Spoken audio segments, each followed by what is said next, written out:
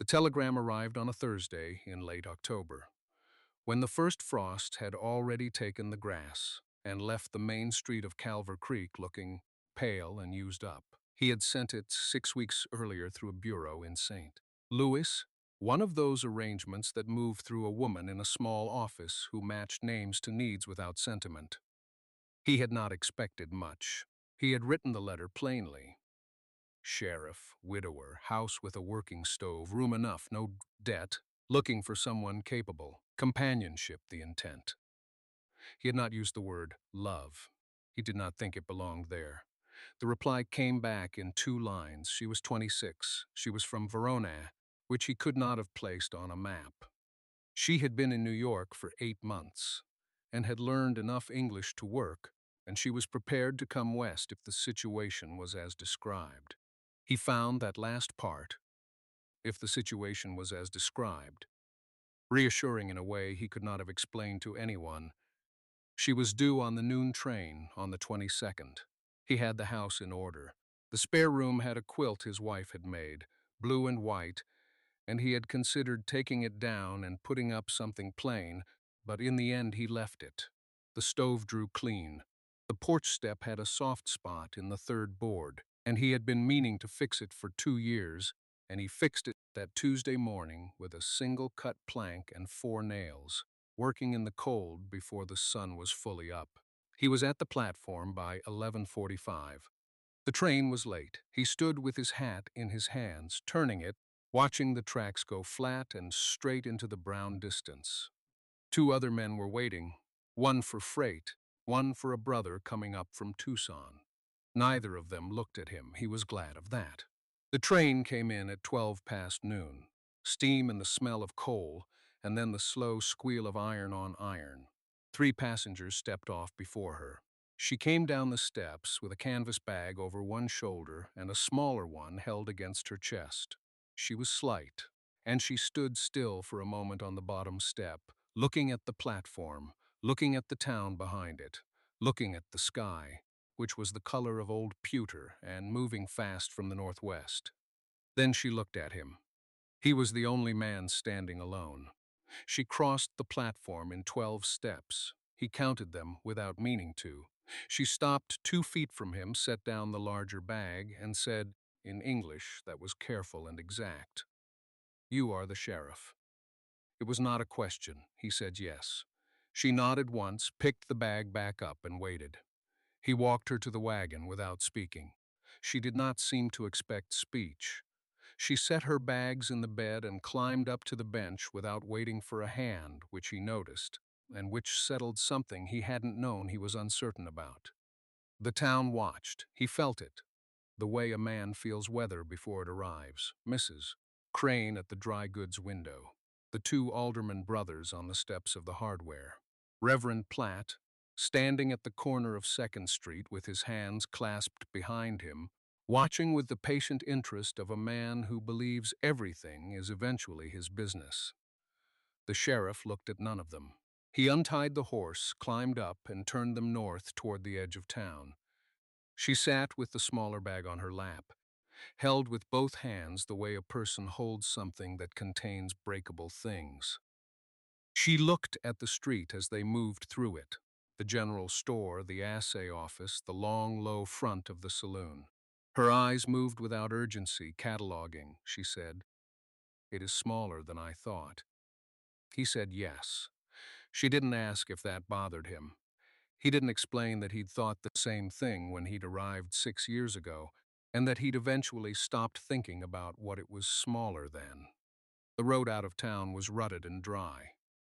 The wind was coming harder now, pressing the buffalo grass flat, and there was the smell of rain that hadn't arrived yet. He watched the northwest sky. 2 hours, maybe 3. He told her he'd put her bag in the back room, that there was a door with a latch, that he'd had a woman from the church come and put clean linens on the bed. She said, "Thank you." The words were plain, not excessive. He respected that. After a moment, she said, "The arrangement was for 1 year." He said yes, she said, "And after 1 year we decide." He said yes. She nodded and looked back at the road ahead. The wagon creaked over a rock, and she absorbed the jolt without comment, still holding the bag. He had thought, in the weeks before today, that the hard part would be the station, the introduction. He'd pictured himself not knowing where to put his hands, not knowing what to say to a woman who had come this far on the strength of 2 letters and a photograph that was 5 years old and not especially good. But she had made it simple by being direct, by asking nothing from him that he hadn't offered. The house came into view past the second rise. Low and square, one tree to the east of it that gave shade in the afternoon. He watched her look at it. She looked at it the way she'd looked at the town, without a verdict yet, just looking. The first drop of rain hit the back of his hand on the reins. The rain came in slowly, the way it sometimes did out here. Not all at once, but in small advance parties, a drop on his hand, a dark spot on the horse's flank, another on the dry road. By the time he drew up to the gate, the sky had gone the color of iron, and the air smelled of wet dust, and something beneath it, something green. He set the brake and climbed down, and she was already on the ground before he came around to her side, her bag in hand, looking at the house the same way she had been since the second rise. Not judging it, just measuring it against something interior he couldn't see. He unlatched the gate and held it. She walked through. The front door was unlocked. There was no reason to lock it in garnet, and no habit he'd ever built for it. He pushed it open and stood aside. She stepped in and stopped just past the threshold, and he watched her eyes move across the room. The table and its 2 chairs. The stove, black iron, cold now. The shelf with its 4 items, a tin of coffee, a tin of salt, a box of matches, a Bible he had not opened in 2 years.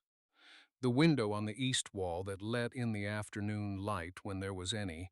She set her bag on the floor beside the table, not in the middle, against the leg out of the way, she said. "Where do I sleep?" He showed her the second room. It was small, a cot with a quilt his mother had made, folded at the foot, a peg on the wall, a window that faced south. He'd swept it the night before, and the floor was still clean. She looked at the quilt. She said, "Did you make it?" He said no. He said who had made it. She nodded, and that was the end of the conversation. Outside, the rain was finding its rhythm now, a steady sound on the roof, on the single east-facing window. He went back to the main room and built a fire in the stove. His hands knew the work. He didn't look to see if she was watching. After a while, she came out of the second room without her bag and stood near the stove, not close to him, just near the warmth that was starting to build. She had her hands at her sides. Her hair was damp at the edges from the last steps through the rain. He put water on for coffee. Neither of them spoke. The fire took, and the stove began to tick as the iron warmed. The rain pressed at the window glass. The room was small, and it held them both, and after a while that simply became the fact of the afternoon. The two of them, the rain, the heat beginning to fill the spaces between the walls. The coffee was plain, and she drank it without comment. He had set 2 cups on the small table near the stove, not side by side, but at the 2 ends, the way a person leaves room for someone to feel unobserved. She understood this without thinking about it. She sat and held the cup in both hands and looked at the grain of the table rather than at him, and he looked at the stove, and the rain continued its work on the roof. After a time, he said there was salt pork in the larder and flour. He said he hadn't been much for cooking. She said she could manage. He nodded. He didn't say, "Good," or "Thank you." He simply received the information as he might receive any practical fact about a room, a road, a tool. She noted this. It cost her nothing to note it. He put on his coat while she was still at the table. He said he had a round to finish before dark, and that he'd be back by supper if the weather held. She said nothing. He took his hat from the nail by the door and went out without ceremony, and the door closed behind him, and she was alone in the room with the stove and the sound of the rain. She sat for another minute. Then she stood and found the larder. It was sparse but organized, the kind of order a man makes when he is used to knowing exactly what he has and never having more than he needs. Salt pork wrapped in cloth, a sack of flour half gone, a tin of coffee nearly full, a jar of something she opened and smelled and identified as rendered fat, a small paper of salt, two onions beginning to soften at the heel but still good through most of their body. She stood at the larder door and looked at what was there the way she had looked at everything since the train, with a kind of accurate, unsentimental attention. Inventory. This was what she knew how to do. You looked at what existed and you worked from there. You did not look at what was missing. She found the skillet on a hook by the stove and set it over the heat. The pork she cut thin. She had done this in worse kitchens, in worse weather, in worse company than rain and a fire. She found a wooden spoon and stood at the stove, and the fat began to render, and the smell filled the small room in the way that food smells do, the way that can make an unfamiliar place begin to lose its edges. She didn't think about him while she cooked. She thought about the quilt. Whoever had made it had used cloth from at least 3 different garments. She could see the seams, the slight variation in fade. Someone's had saved things a long time before sewing them together. He came in without announcing himself. The door opened and she heard his boots on the threshold, the particular sound of a man checking his step, slowing down because something was different in his own house. She didn't turn from the stove. The fat was spitting, and the bread she'd found needed watching or it would catch on the bottom of the pan. She heard him hang something. His coat, probably. Then stillness. "You didn't have to do that," he said. She turned down the heat by moving the skillet to the cooler side of the grate. The pork needed using. A pause, not an uncomfortable one. He was the kind of man who let a pause be what it was. She heard him pull out the chair at the far end of the table, not the one closest to the stove, not the head, but the far end, as if he were being careful about something. She didn't examine what. She plated the pork on the tin she'd found stacked near the wash basin, set the bread beside it, carried it to the table and placed it in front of him without ceremony, the way you set a thing down when it needs setting down. He looked at the plate. She went back to the stove with her own. For a while there was only the sound of the rain against the one window and the small sounds of eating. Outside, a horse shifted in the livery across the way. A door somewhere down the street pulled shut. She was halfway through her plate when he spoke. "The quilt," he said. She waited. "Was my wife's." He said it the way a man says something he has said before to himself, many times, until the saying of it no longer collapses him. She made it the winter before she died, used what she had. Natalia did not say she was sorry. She had learned early that sorry was not the right word for some things. It was too small and too easy, and it gave the listener nothing to do with it. She said. She knew how to choose. He looked up. "The pieces," she said. She put the worn parts together where they would support each other. "It's why it's still whole."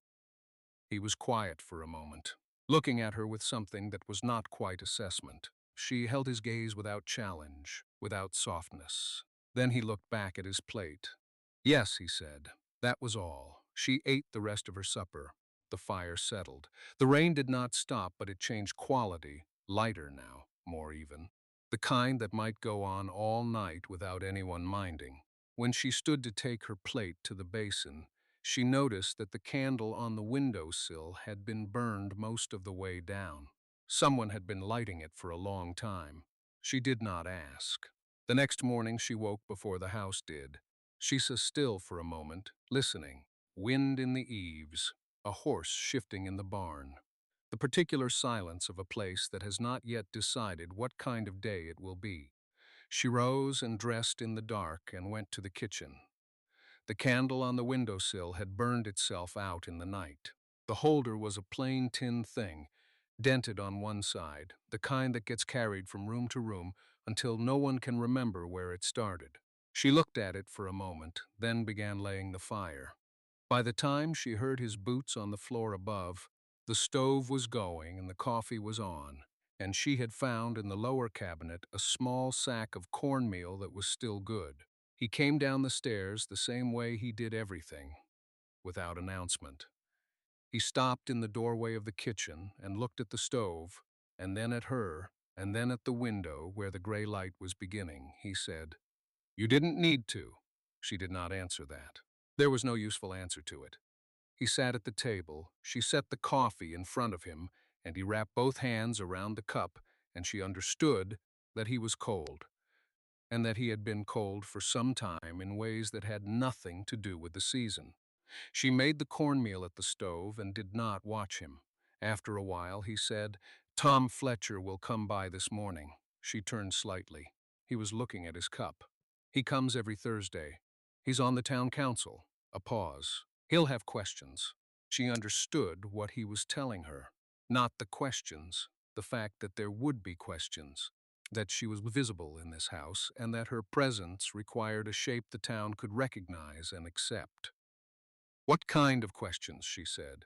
"The kind where the answer matters less than how steady you are when you give it." She put the cornmeal in a bowl and set it on the table. She sat down across from him. "I am steady," she said. He looked at her then, the way he had looked at her the night before. Not quite assessment, not quite something else. She had not figured out the name for it yet. "I know," he said, and the plainness of it was not a compliment. It was a statement of fact made by a man who had been watching for a while before he said anything. They ate. The gray light became pale yellow at window. Somewhere down the street, a door opened and closed. She was still thinking about the candle, burned all the way down in the night. Not this night only. She did not ask, but she was thinking about it. The questions came on a Wednesday. She was at the general store, setting a list on the counter: cornmeal, salt, a length of cotton thread, when the woman behind the counter looked up with a particular kind of attention. Not unfriendly, something more careful than that. "You're the one staying at the sheriff's house," the woman said. "I am." The woman set her hands flat on the counter. She was perhaps 50, with pale eyes and a direct manner that might have been warmth or might have been something else entirely. "Elsa Potts," she said. "I understand." She kept her voice level. The store smelled of coffee and raw wood and something sweet she could not name. "People talk," Elsa Potts said. "I'm not telling you anything you don't know." "No, a single woman, his house." She paused. "It's just people will want to understand the arrangement." She looked at the woman steadily. Not at the eyes exactly, at the whole face. She had learned early that a face told you more than eyes alone. "The arrangement," she said, "is that I cook and keep the house. He gave me a room until I have something settled. That is all there is." Elsa Potts was quiet for a moment. She folded a cloth on the counter and unfolded it again. "He's a decent man," she said finally. It did not sound like a warning. It sounded like the end of one. She paid for the cornmeal and the salt and left the thread because she realized she had the wrong amount of coin, and she did not ask for credit. Outside, the light was hard and bright. The street was quiet in the middle of the morning, most people already where they were going to be.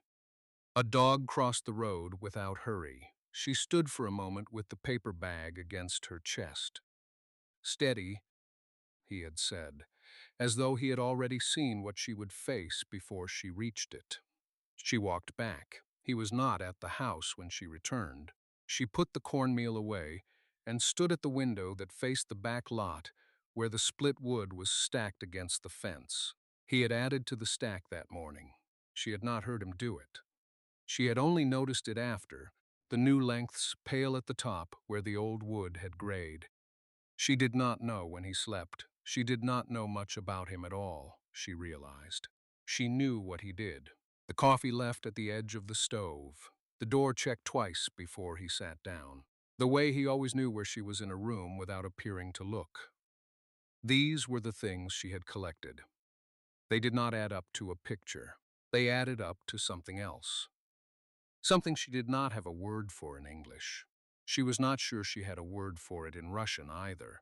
The word came to her 3 days later, in the middle of washing a shirt in the basin. Najnost. reliability. But that was not quite it.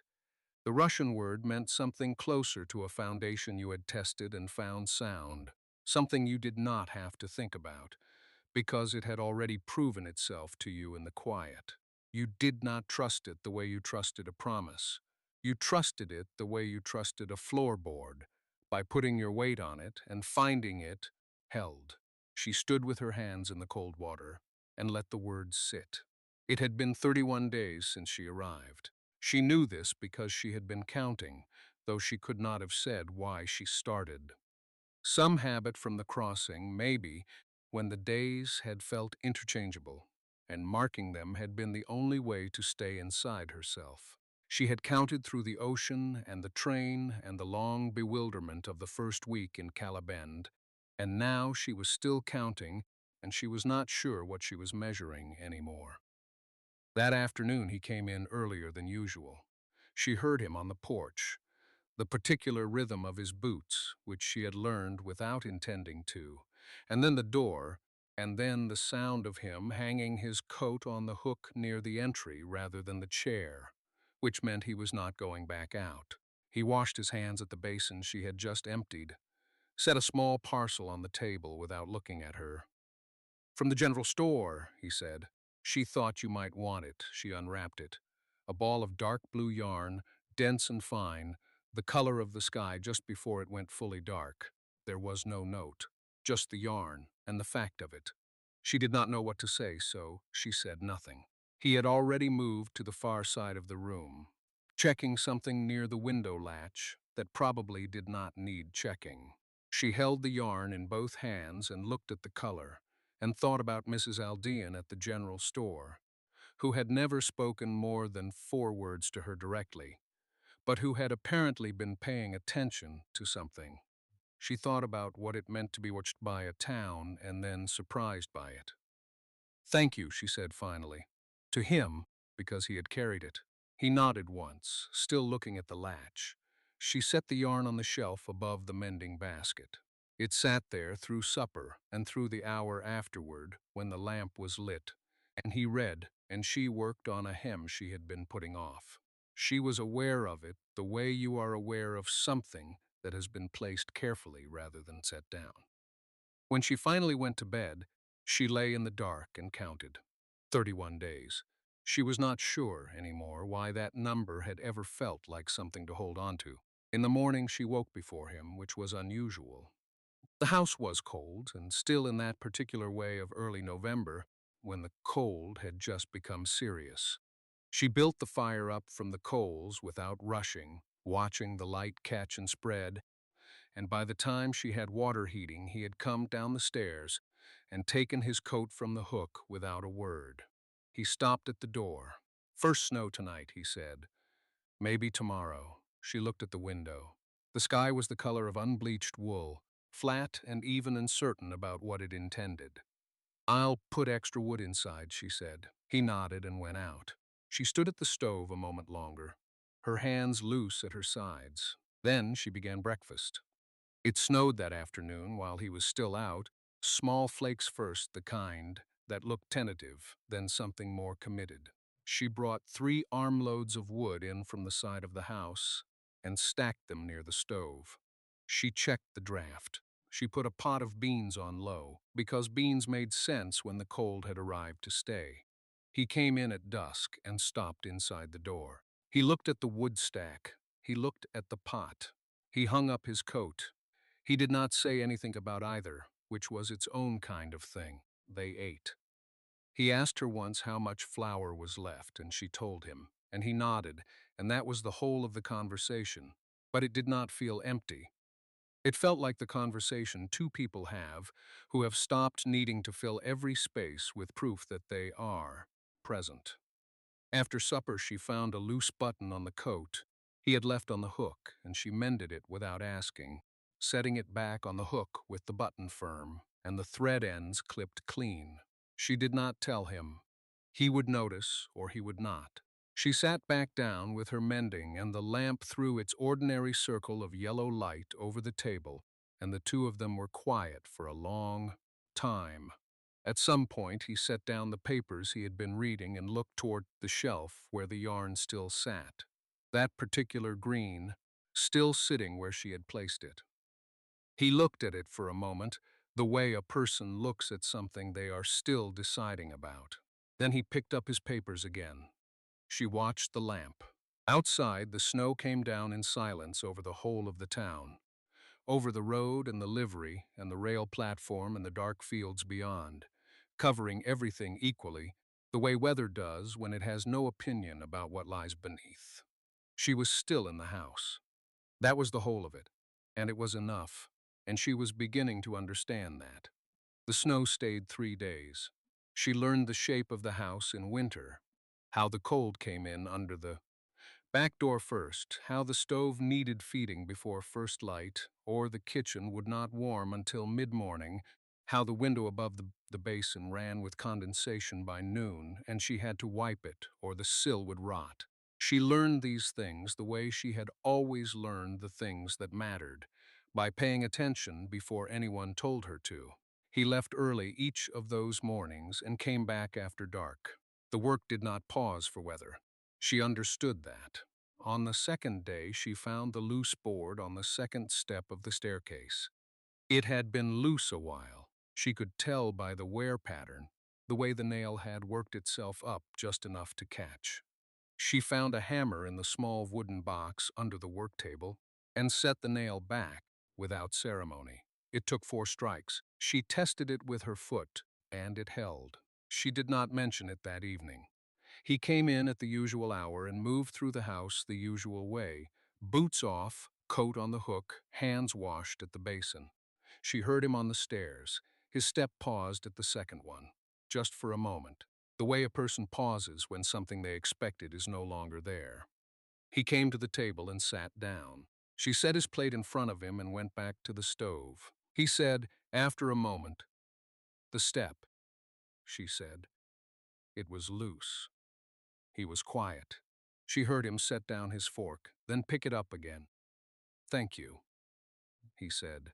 She said nothing. It was not the kind of thing that needed an answer. After supper, he sat at the table longer than usual. She had noticed he did that, sat with his hands flat on the surface, not reading, not doing anything she could name, just present in the room in a way that was different from how he moved through it during the day. She did not interrupt it. She moved quietly when she needed to move and was still when she did not. At some point, she took the green yarn from the shelf, not to do anything with it.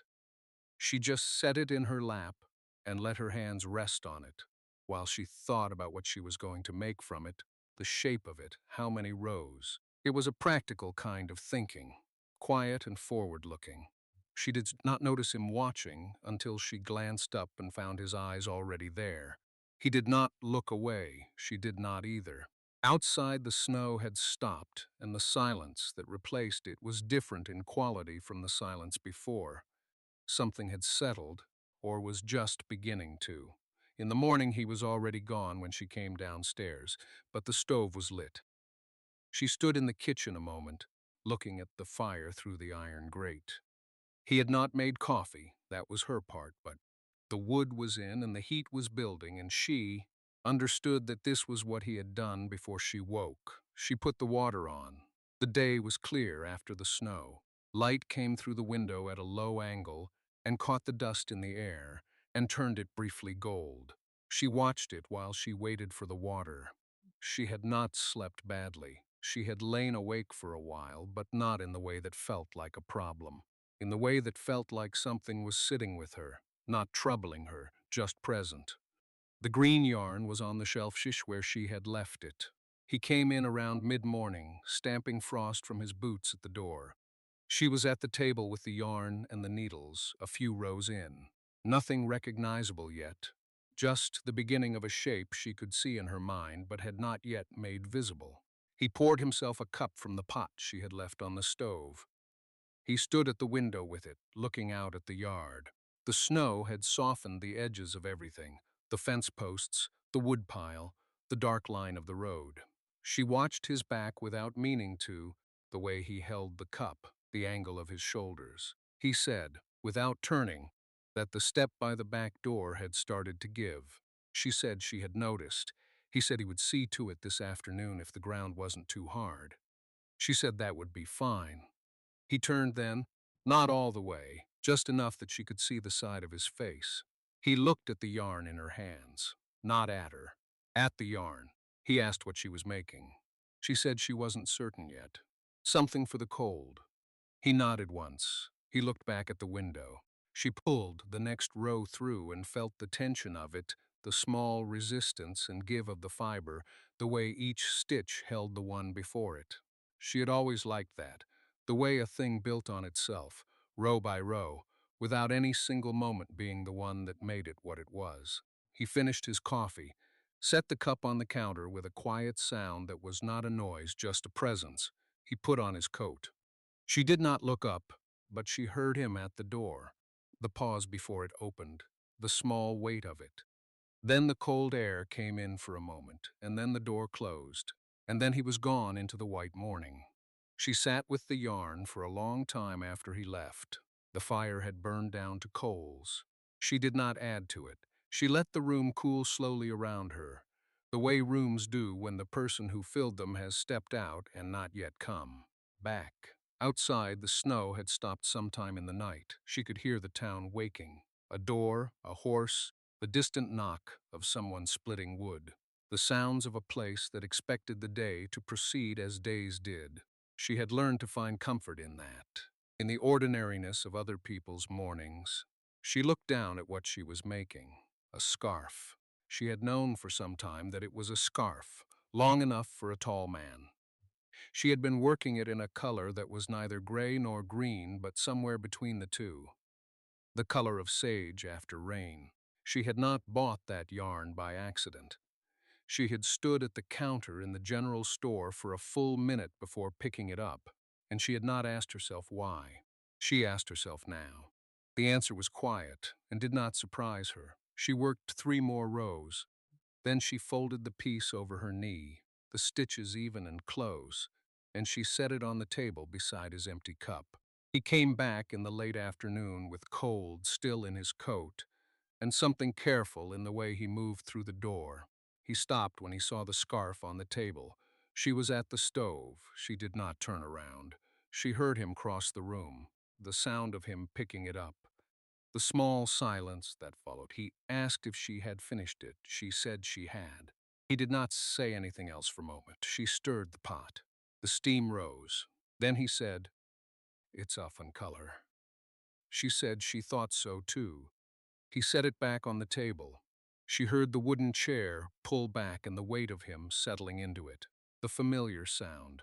She had memorized it without meaning to.